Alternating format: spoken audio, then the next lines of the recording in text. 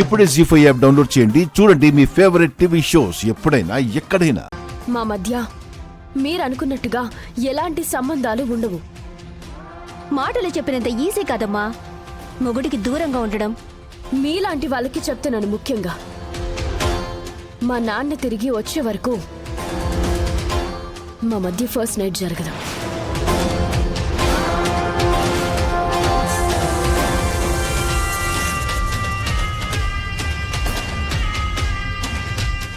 సరే చూద్దాం, ఇచ్చిన మాటకి ఎంతవరకు కట్టుబడి ఉంటావో చూద్దాం. వెళ్దాం పదమ్మా.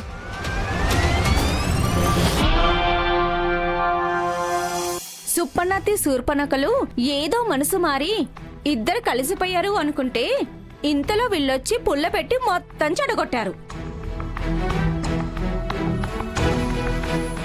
వీళ్ళి కొంపలు ఉన్నంత వరకు ఎవ్వరిని సుఖంగా బ్రతకనివ్వరు. ఏం జన్మలో ఏంటో. అక్క సరే వెళ్దాం పదండి.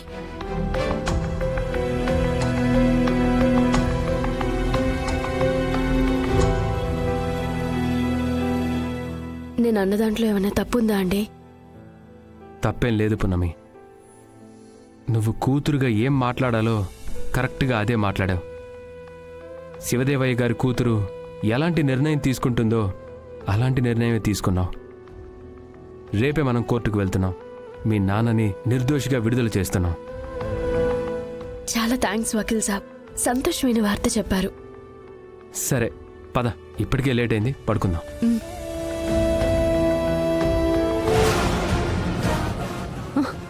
అమ్మా విన్నావు కదా, అది ఏమందో విన్నావుగా. ఆ శివదేవయ్యని నిర్దోషిగా నిరూపించి తిరిగి ఇంటికి తీసుకొచ్చే వరకు ఫస్ట్ నైట్ జరగదంట. అప్పటిదాకానే బావకి దూరంగా ఉంటుందంట. పెచ్చి మొహంది. ఆ శివదేవయ్య గారు జైలు నుంచి బయటకెప్పుడు రావాలి? వీళ్ళ కార్యం ఎప్పుడు జరగాలి? నిజమే. మీరప్పటి వరకు పగటి కళ్ళు కంటూనే ఉండండి.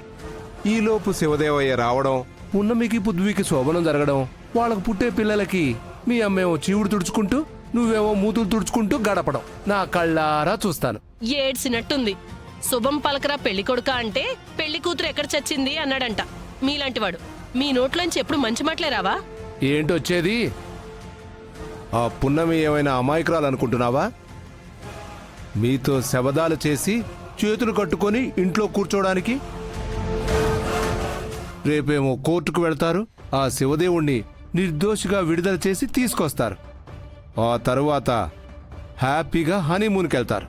నాన్నా, ఆ శివదేవిని నిర్దోషిగా నిరూపిస్తుంటే మేము చూస్తూ కూర్చుంటామనుకుంటున్నావా? మరి కూర్చోకేం చేస్తారు? తల్లి కూతుళ్ళిద్దరూ చెక్క భజన ఆడుకుంటూ కూర్చుంటారు. అంతకుమించి ఏం చేస్తారు? చాలే ఆపండి. ఇప్పుడే ఆ అగ్నిదేవ్కి ఫోన్ చేసి ఆ శివదేవయ్య గారు ఎట్టి పరిస్థితుల్లోనూ జైల్లోంచి బయటికి రాకూడదని చెప్పేస్తాం. అవును, ఆ శివదేవయ్యకి శిక్ష పడి శాశ్వతంగా జైల్లోనే బ్రతికేటట్టు చేయమని చెప్తాను. శృతి, మీ నాన్నతో మాటలేంటి? నువ్వు ముందు అగ్నిదేవ్కి ఫోన్ చేయి. జీ5 యాప్ డౌన్లోడ్ చేసి అన్ని ఎపిసోడ్స్ పూర్తి ఉచితంగా చూడండి.